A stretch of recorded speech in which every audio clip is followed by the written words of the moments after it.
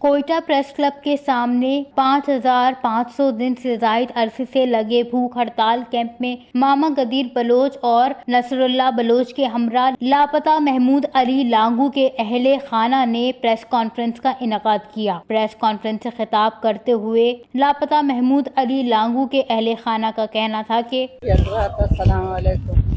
بعد السلام ہم آپ تمام معزز صحافی حضرات کو اس پریس کانفرنس کے حوالے سے ایک اہم اور ضروری پریس کانفرنس کرنا چاہتے تاکہ آپ معزز صحافی حضرات ہماری آواز کو اقوام بالا تک پہنچائے۔ نے اسے گرفتار کر کے پاکستان لایا گیا۔ ہم اقوام متحدہ، ایمنسٹی انٹرنیشنل، ریڈ کراس، انسانی حقوق سے اپیل کرتے ہیں کہ وہ انٹرنیشنلی ادارے کے تحت اسے کسی بھی عدالت میں پیش کیا جائے۔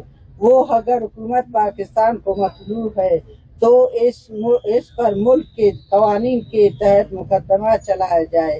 اگر اس پر جرم ثابت ہو جائے تو اس کو ملک کے قانون کے تحت سزا دی جائے اور اگر بے گناہ ہے تو اسے رہا کیا جائے۔ انہوں نے مزید کہا کہ اس سے پہلے بھی افغانستان سے بہت سے بلوچ مہاجرین کو لاپتہ کیا گیا ہے اور ان کو بعد میں حکومت پاکستان کے حوالے کیا گیا اور ان کے خاندان والوں کو بھی معلومات فراہم نہیں کی جا رہی۔ اس لیے ہمارے خاندان نے فیصلہ کیا ہے کہ ہم محمود علی لانگو کی افغانستان سے جبری گمشدگی کے خلاف 29 اگست کو ہمارے خاندان کے 10 لوگوں کے ساتھ مل کر پرامن طریقے سے کوئٹہ پریس کلب سے افغانستان کے قونصل خانہ تک پرامن مارچ کریں گے اور افغان قونصلیٹ کو ایک یادداشت پیش کریں گے کہ وہ ہمیں محمود علی لانگو کے حوالے سے معلومات فراہم کریں اور ہم ایک ہفتہ یادداشت کے جواب کا انتظار کریں گے۔ اگر افغان قونصلیٹ کی طرف سے ہمیں جواب نہیں ملا تو ہمارے خاندان کے لوگ پرامن اور